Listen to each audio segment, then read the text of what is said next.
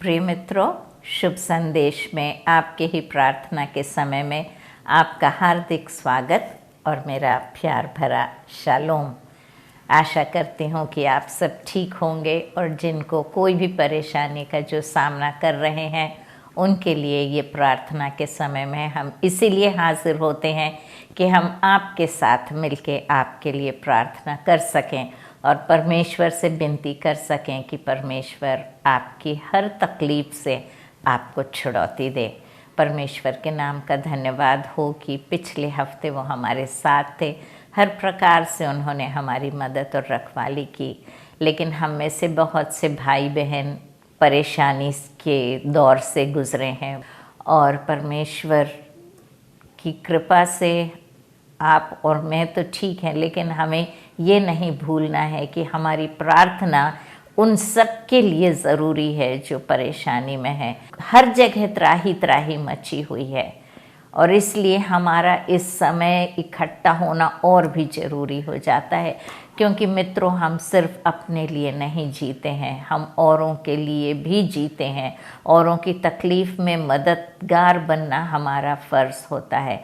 इसलिए हम उनके लिए प्रार्थना करने के लिए हम हर दिन आते हैं कि आपके साथ मिलके ना सिर्फ आपके लिए लेकिन औरों के लिए भी हम प्रार्थना कर सकें, ताकि हम सबकी प्रार्थना मिलकर जब हम करते हैं तो परमेश्वर के कानों तक पहुँचे और वो अपनी मेहरबानी से हम सबको छुड़ौती दे, उसकी नज़रें हम पर पड़ें। तो आइए हम सब मिलके परमेश्वर से प्रार्थना करें। परम प्रधान परमेश्वर पिता, हम आपके नाम का धन्यवाद देते हैं कि आप हमारे साथ हैं और आप हमारी मदद और रखवाली करते हैं। लेकिन प्रभु जी, आज हम सब उन भाई बहनों को याद करते हैं, बड़ों को, बुज़ुर्गों को और बच्चों को, जवानों को, हर एक को याद करते हैं आपके सामने और विनती करते हैं अलग अलग प्रकार की परेशानियों से और समस्याओं से जो गुज़र रहा है। हम विनती करते हैं परमेश्वर की आपकी मेहरबानी उन पर होगी और परमेश्वर पिता, जब आप अपना हाथ बढ़ाकर उन्हें छुएंगे और उनकी मदद करेंगे तो हर तकलीफ़ से हम मुक्ति पाएंगे। परमेश्वर पिता, प्रभु जी, आज जब हम आपके वचन पर ध्यान देते हैं, विनती करते हैं, आप हमारे दिल और दिमाग पर काबू रखेंगे। परमेश्वर पवित्र आत्मा, हम आपसे विनती करते हैं कि आप परमेश्वर अपने आप को हम पर ज़ाहिर करेंगे और होने दे प्रभु जी कि हम और तेरी नज़दीकी में आ जाएं और तेरे वचनों को समझ सकें और उसके अनुसार चलने हारे बन सकें। आशीषों के लिए हृदय से धन्यवाद देते हुए प्रभु यीशु मसीह के नाम से प्रार्थना मांगते हैं, सुन और ग्रहण कर। आमीन, आमीन और आमीन। तो मित्रों, हम लूका रचित सुसमाचार कर रहे थे, उसका चौथा अध्याय कर रहे थे और हमने 37वें आयत तक किया था और आज हम उसके आगे चलेंगे और हम यहाँ पे देख रहे हैं 36वें आयत से मैं पढ़ रही हूँ। इस पर सब ने अचंभा किया और वे आपस में बातें करके कहने लगे, यह कैसा वचन है, क्योंकि यह अधिकार और सामर्थ्य के साथ अशुद्ध आत्माओं को आज्ञा देता है और वे निकल जाती हैं। इस प्रकार चारों ओर हर जगह उसकी चर्चा होने लगी। तो हम देख रहे थे कि आराधनालय में प्रभु यीशु मसीह उपदेश दे रहे थे, अधिकार के साथ उपदेश दे रहे थे। वो सारे लोग उनकी बातें सुनकर अचंभा करते थे कि ये किस प्रकार से इतने अधिकार से उस वचन को बताते हैं। और जब दुष्ट आत्मा चिल्लाने लगी तब प्रभु यीशु मसीह ने उसे आज्ञा दी, चुप रह और उसमें से निकल जा। और वो उसमें से निकल गई और सारे लोग परेशान हो गए और अचंभा करने लगे कि ये ऐसी कैसी इनमें शक्ति है और कैसा अधिकार इनके पास है जो दुष्ट आत्माएं भी इनका कहना मानती हैं। और लिखा है कि इस प्रकार चारों ओर हर जगह उसकी चर्चा होने लगी। मित्रों, शैतान के द्वारा तो उसकी चर्चा होने लगी, लेकिन क्या मेरे और आपके द्वारा उसकी चर्चा चारों ओर होती है? ये प्रश्न हमें अपने आप से पूछना है। आज हम इससे आगे देखेंगे लूका 4 और 38, लूक 4 and 38। वह आराधनालय में से उठकर शिमोन के घर में गया। शिमोन की सास को ज्वर चढ़ा हुआ था और उन्होंने उसके लिए उससे विनती की। तो प्रभु यीशु मसीह आराधनालय से निकलकर शिमोन के घर गया। हो सकता है वो लोग वहाँ पर खाना खाने गए हों और शिमोन पतरस के बारे में हमको मालूम है कि शिमोन पतरस जो था वो पूरे डिसाइपल्स का लीडर था, नेता था उन लोगों के ऊपर, और वो प्रभु यीशु मसीह के बहुत करीब था। और जो 3 शिष्य हमेशा उसके साथ रहते थे, याकूब, योहन और पतरस, ये तीनों हमेशा प्रभु यीशु मसीह के साथ रहते थे। और हो सकता है कि पतरस का घर आराधनालय से पास होगा और उन्होंने कहा होगा कि आराधनालय में ख़त्म होने के बाद हम लोग पतरस के घर जाएंगे और वहाँ खाना खाएंगे। और इस प्रकार से जब लोग वहाँ पे जाते हैं तो पता पड़ता है कि पतरस की जो सास हैं उसकी तबीयत ठीक नहीं है और उन्हें ज्वर चढ़ा हुआ है। और वो लोग जो वहाँ पर थे, घर में थे, उन्होंने आके प्रभु यीशु मसीह से कहा कि उसके लिए कुछ कर, मतलब उसके ज्वर को दूर कर। तब लिखा है 29वीं आयत में, उसने उसके निकट खड़े होकर ज्वर को डांटा और ज्वर उतर गया और वह तुरंत उठकर उनकी सेवा टहल करने लगी। मित्रों, पिछले हफ्ते भी हमने चंगाई के विषय में बात की थी कि हम अपनी चंगाई कैसे प्राप्त करें, और हमने नामान कोढ़ी के बारे में देखा था कि उस समय कोढ़ का कोई इलाज नहीं था, कोई दवाई नहीं थी। फिर भी प्रभु यीशु मसीह ने उसके विषय में उन्हें बताया कि नामान कोढ़ी एलीशा के पास भेजा गया था और उसने उसे 7 बार डुबकी लगाने के लिए कहा था। और जब उसने 6 बार डुबकी लगाई, 1 बार, 2 बार, 3 बार, 5 बार, 6 बार, तब तक कुछ नहीं हुआ। मित्रों, जब तक हम परमेश्वर की पूरी आज्ञा का पालन नहीं करते तब तक हम अपने जीवन में आश्चर्य कर्म नहीं देखते। 7 में से कम उसका जब वो डुबकी लगाना शुरू किया था, थोड़ा सा हाथ ठीक हो जाता, ये हाथ ठीक हो जाता या पाँव में थोड़ा फर्क आता, कहीं भी कुछ तो नज़र आना था, लेकिन कुछ नहीं हुआ। 7वीं डुबकी तक कुछ नहीं हुआ। 6वीं डुबकी भी जब वो लेके बाहर निकला तो जैसा का तैसा था। वो 7वीं डुबकी क्या कर सकती थी जो 6 डुबकी ना कर पाई? मित्रों, 7वीं डुबकी वो कर सकती थी कि उसका कहना मानना पूरा कर सकती थी, आज्ञा मानना। जब पूरी तरह से आज्ञा उसने माना तब पूरी तरह से उसे छुटकारा मिला। इसलिए हमारे लिए बहुत ज़रूरी है कि हम परमेश्वर की इच्छा पता करें और उसकी आज्ञा अनुसार चलने की कोशिश, पूरी कोशिश करें। और जब हम उसकी आज्ञा मानेंगे तब हम अपने जीवन में आश्चर्य कर्म देखेंगे। यहाँ भी हम देखते हैं प्रभु यीशु मसीह अपनी चंगाई का काम कंटिन्यू कर रहा है, उस साथ जारी है। वहाँ पर हमने देखा था नामान ठीक हुआ, वहाँ हमने देखा था कि वो जो विधवा थी उसके यहाँ आश्चर्य कर्म हुआ। फिर हमने आगे चल के देखा कि वो जो दुष्ट आत्मा से ग्रसित आदमी था उसे प्रभु यीशु मसीह ने चंगाई दी। और यहाँ हम आगे आके देखते हैं कि पतरस की सास बीमार है, उसे ज्वर है। तो प्रभु यीशु मसीह आज, कल और युगानुयुग एक सा परमेश्वर है। आज भी हम जब देखते हैं हर तरफ बीमारी के कारण हर इंसान परेशान है, हर एक परिवार में एक भय सा बसा हुआ है। हम किसी से बात करने को डरते हैं, हम घर में किसी को काम करने के लिए नहीं रख पाते, हमने सब अपने सेवकों को हमने छुट्टी दे दी है, हम डर डर के जी रहे हैं, किसी से मिलने नहीं मांगते, किसी से हाथ नहीं मिलाने मांगते, हम सबसे दूर दूर रहना चाहते हैं, कुछ बाहर से मंगा के खाने से हम डरते हैं, पोस्टमैन आके जाता है तो हम उस चिट्ठी को उठाने से डरते हैं, कोई पार्सल आती है तो उस पार्सल के ऊपर स्प्रे करते हैं कि कहाँ उसके ऊपर कोरोना के जर्म्स हैं। इस प्रकार से डर डर के हम अपना जीवन व्यतीत कर रहे हैं। हर तरफ कोई छोटा सा बुखार आ जाता है, खांसी आ जाती है, हम डरने लगते हैं कहीं कोरोना तो नहीं आया। इस प्रकार से हम अपना जीवन इस समय में जी रहे हैं और इस समय हमें इस चीज़ की बहुत ज़्यादा आवश्यकता है कि हमें ये मालूम हो कि हमारे अंदर जो परमेश्वर वास करता है वो शक्तिशाली परमेश्वर है। उसके लिए कोई कार्य असंभव नहीं है। उसने पहले किया है और करा है और आज भी उस काम को वो करेगा।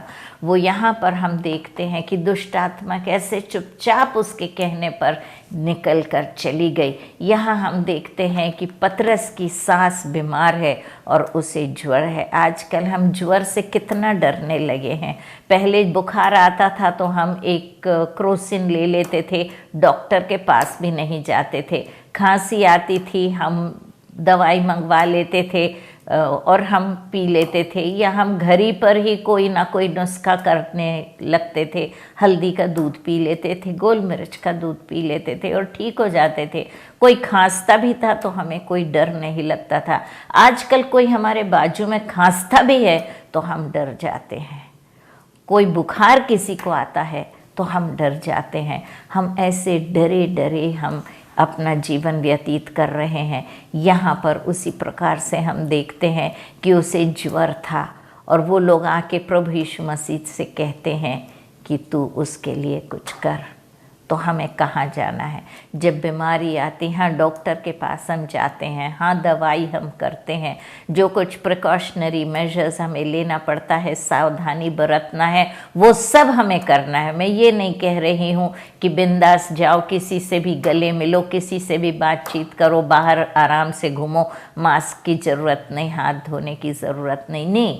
ये हकीकत है कि कोरोना है और हमें सावधानी बरतना है, लेकिन हमारे दिल में जो डर बसा हुआ है उसे हमें आज प्रभु को दे देना है और हमें भरोसा करना है कि वो हमारे साथ है, वो सर्वशक्तिमान है, वो शक्तिशाली है और वो हमें बचा सकता है। और इसलिए हम अपने बोझ को उस पर डालें। यहाँ लिखा है कि वो उसके निकट खड़े होकर ज्वर को उसने डांटा और ज्वर उतर गया। आज भी हमें प्रभु यीशु मसीह के पास जाना है और ना सिर्फ बुखार आने तक का रास्ता देखना है, हमें पहले से ही सबको उसके लहू से ढांप देना है और रोज ढांपना है। समय जो है बहुत नाजुक है, हमें अपने लोगों को बचाना है और बचाने का केवल एक ही रास्ता है। जब इज़राइली जो मिस्र देश में थे और जब परमेश्वर ने कहा था कि सारे पहलोटे मारे जाएंगे, उस समय प्रभु ने उनको आज्ञा दी थी कि तुम एक मेमना लोगे और उसके लहू उसे काटोगे और उसके लहू को लेकर अपने दरवाजे पर लगाओगे, और जब मौत की आत्मा तुम्हारे घर के सामने से गुजरेगी और वो देखेगी उस लहू को तो वो आगे बढ़ जाएगी। आज भी उस लहू को हमें अपने अपने दरवाजे पर लगाना है। सुबेरे प्रार्थना करते वक्त हमें अपने दरवाजे पर उस लहू को विश्वास से लगाना है।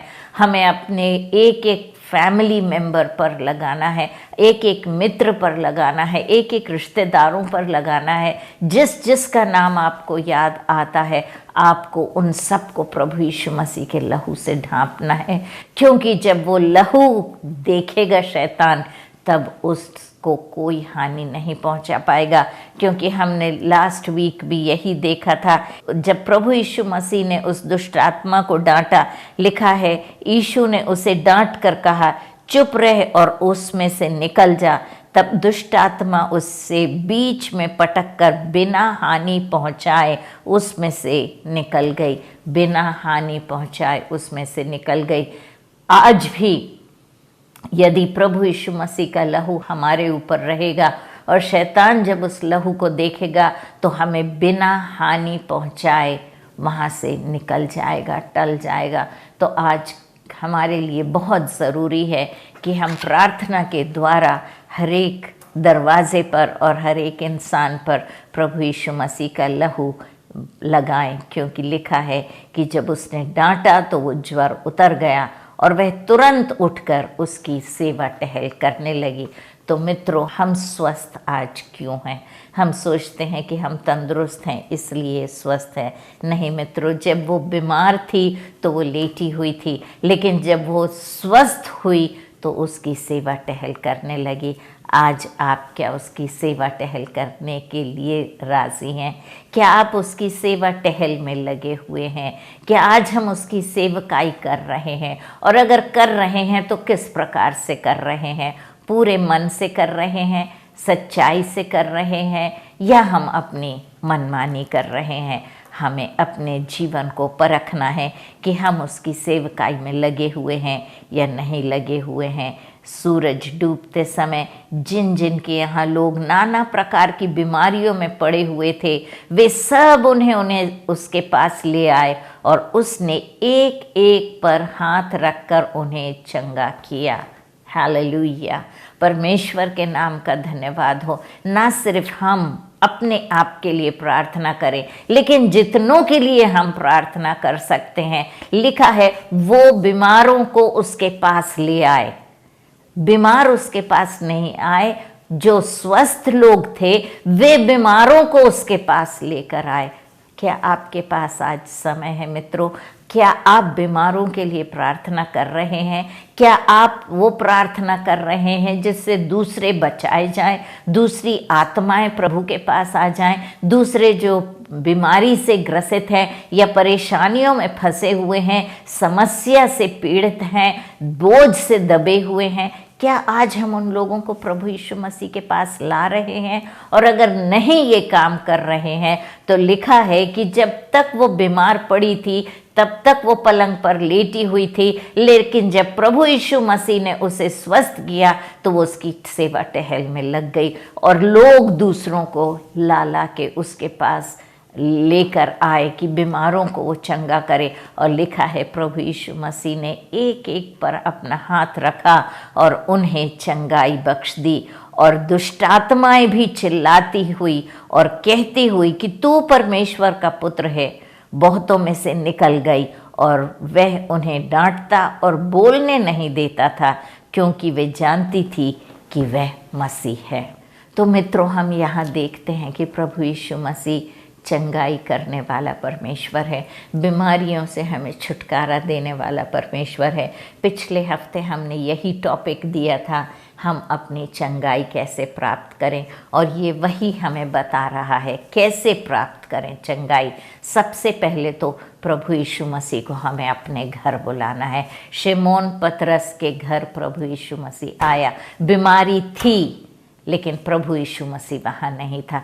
क्या आपके घर में प्रभु यीशु मसीह है? और यदि वो नहीं है तो ये समय है कि आप उसे अपने घर में आने का न्योता दें, अपने हृदय में आने का न्योता दें, आप उसे अपने परिवार में आने का न्योता दें, क्योंकि जब वो आपके घर आएगा तो आपके घर की समस्याएं दूर होंगी।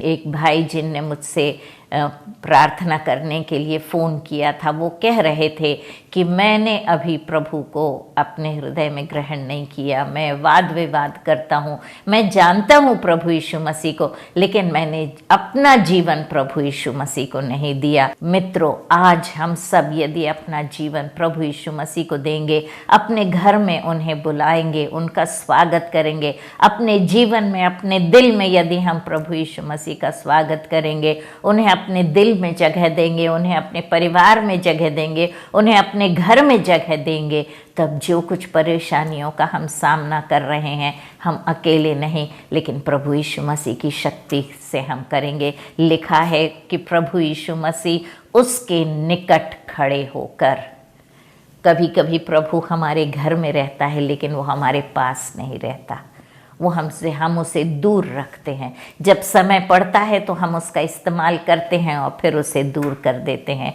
किस प्रकार के टीवी सीरियल्स हम देखते हैं, किस प्रकार की बातचीत हम आपस में करते हैं, हमारा जीवन कैसा है, हमारी जीवन शैली कैसी है, क्या वो प्रभु की इच्छानुसार हमने अपने जीवन शैली ढाल रखी है, या ज़रूरत के समय में हम प्रार्थना कर लेते हैं, उससे फ़ायदा उठा लेते हैं और फिर हम अपने मनमानी करते हैं और अपने जैसी हमारी इच्छा होती है उस प्रकार से हम अपना जीवन व्यतीत करते हैं।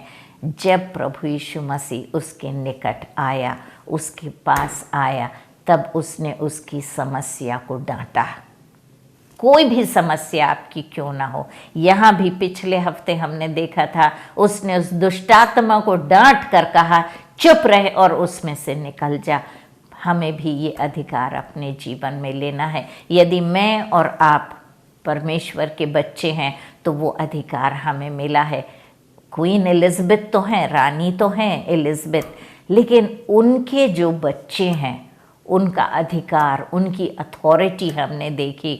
ना सिर्फ उनके बच्चों की अथॉरिटी और अधिकार देखा, लेकिन उनके बच्चों के बच्चों को भी हमने देखा कि वो भी अथॉरिटी की लाइन में, अधिकार के लाइन में खड़े हुए हैं। ना सिर्फ उनके नाती, लेकिन उनके नाती पोतों के भी बच्चों को हमने देखा। तीसरी पीढ़ी तक के अधिकार को हमने देखा, कैसे उन्हें अधिकार दिया गया है और कैसे वो अपनी अथॉरिटी को एक्सरसाइज करते हैं, किस प्रकार से अलग तरीके से उनको एक अधिकार और एक हक दिया गया है। मित्रों, यदि संसारिक राजा के बच्चों को इतना अधिकार मिलता है तो मैं और आप तो परम प्रधान परमेश्वर के बच्चे हैं। उसके अधिकार को हमें उसके बच्चे होने के नाते लेना है और जो अधिकार उसने हमें दिया है उसका हमें इस्तेमाल भी करना है। हमें अपने बीमारी को, अपनी तकलीफ़ों को, अपनी परेशानियों को, अपनी समस्याओं को डांटना है, बांधना है, आज्ञा देना है कि हमें छोड़कर निकल जाए। लिखा है कि उसने ज्वर को डांटा और ज्वर उतर गया।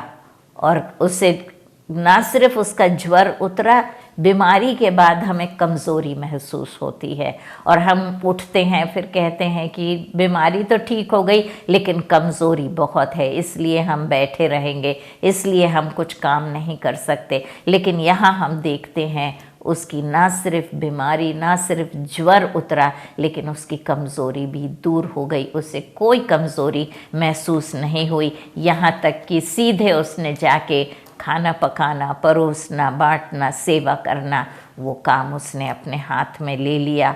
और लिखा है सूरज डूबते समय दिन भर लोग उसके पास आने लगे, पंक्तियाँ बंध गईं, लाइन से लोग उसके पास अपने अपने बीमारों को लेकर, नाना प्रकार की बीमारियों में पड़े हुए थे, वे सब उन्हें उसके पास ले आए और उसने एक एक पर हाथ रखा। आज हम प्रार्थना करेंगे और कहेंगे प्रभु उस दिन तूने एक एक पर हाथ रखा, आज मुझ पर भी तू अपना हाथ रख। मेरे बच्चों पर अपना हाथ रख, मेरे पति पर अपना हाथ रख, मेरी पत्नी पर अपना हाथ रख, माता पिता पर, सास ससुर पर, भाई बहनों पर, मित्रों पर हाथ रख प्रभु जी, क्योंकि तेरे हाथ में वो शक्ति है जो कहीं नहीं पाई जाती है, जो प्रभु यीशु मसीह का लहू कर सकता है। मित्रों, आज आप किसी भी परेशानी में क्यों ना हो, आ जाइए। परम प्रधान परमेश्वर आपको न्योता दे रहा है। वो आपसे कह रहा है तुम मुझे अपने घर में बुलाओगे, मुझे न्योता दोगे, मुझे अपने पास बुलाओगे, अपने हृदय में यदि तुम मुझे जगह दोगे तो मैं तुम्हें अपने बेटे और बेटियां बनने का अधिकार दूंगा। और तब तुम उस अधिकार को लेकर हर एक बीमारी पर अधिकार पाओगे। और यहाँ हम देखते हैं सारे लोगों ने चंगाई प्राप्त की और दुष्ट आत्माएं भी चिल्लाती हुई और ये कहती हुई कि तू परमेश्वर का पुत्र है, उनमें से निकल गई। लेकिन वो उन्हें डांट कर कहता था चुप रहो, क्योंकि वो जानती थी कि प्रभु यीशु मसीह है। मित्रों, शैतान तो उसे मान लेता है, लेकिन क्या हम इंसान ने प्रभु यीशु मसीह को मसीहा माना है? वो सच्चा मसीहा है। वो पिता की ओर से हमारे उद्धार के लिए इस दुनिया में आया। आइए आज हम अपने जीवन को उसे सौंपें। परम प्रधान परमेश्वर पिता, हम आपके नाम का धन्यवाद देते हैं। हम धन्यवाद देते हैं उस अधिकार के लिए जो आपने परमेश्वर पिता हमें दिया है, क्योंकि हम आपके पुत्र और पुत्रियां हैं। परमेश्वर प्रभु जी, हम विनती करते हैं कि हम जो नाना प्रकार की बीमारियों से ग्रसित हैं, परमेश्वर पिता तू हम पर कृपा करेगा, दया करेगा। परमेश्वर हर बीमारी से छुटकारा देगा। खास तौर पे हम तेरे लहू को अपने ऊपर, अपने परिवार के ऊपर, अपने मित्रों के ऊपर, अपने पड़ोसियों के ऊपर, हमारी कम्युनिटी में जितने लोग हैं परमेश्वर, हमारी कॉलोनी में जितने लोग हैं, हमारे शहर में जितने लोग हैं, हमारे देश में जितने लोग हैं, देशों में जितने लोग हैं, हर एक को परमेश्वर पिता तेरे लहू से आज ढांपते हैं और हम विनती करते हैं कि तू हम सब की कोरोना से सुरक्षा करना परमेश्वर। ना सिर्फ कोरोना से, लेकिन नाना प्रकार की बीमारियां, जैसा लिखा है, नाना प्रकार की बीमारियों से जो लोगों को तेरे पास लेकर आए, तूने उन्हें छुआ और हर एक पर हाथ रखा। आज तू हम सब पर अपना हाथ रख परमेश्वर पिता, और पूर्ण रीति से हम सबको चंगाई बख्श दे प्रभु जी। ना सिर्फ हम बीमारी के लिए प्रार्थना करते हैं, लेकिन हर एक समस्या के लिए प्रार्थना करते हैं। जो कुछ परेशानियों का सामना हम कर रहे हैं, हम तेरे चरणों में ला के रख देते हैं और विनती करते हैं प्रभु जी कि उन सब बीमारियों से हमें चंगाई बख्श दे और हमें छुड़ौती दे, और होने दे प्रभु जी कि हम उठे और तेरी सेवा टहल में लग जाएं। हम ना सिर्फ परमेश्वर तुझे घर के बाहर रखें, लेकिन अपने घर में तुझे न्योता देते हैं आने के लिए। ना सिर्फ घर में, लेकिन हम विनती करते हैं तू हमारे पास आएगा, निकट आएगा, हमारी बीमारियों को, हमारी समस्याओं को डांटेगा और वो हमें छोड़कर निकल जाएंगी और हम तेरी सेवा टहल कर पाएंगे। तेरी आशीषों के लिए हृदय से तुझे धन्यवाद देते हुए प्रभु यीशु मसीह के नाम से हम ये प्रार्थना मांगते हैं, सुन और ग्रहण कर। आमीन, आमीन, आमीन। परमेश्वर के नाम का धन्यवाद हो। मित्रों, प्रार्थना में लगे रहिए, आपके लिए प्रार्थना करते रहेंगे। प्रभु आपको आशीष दे। आमीन।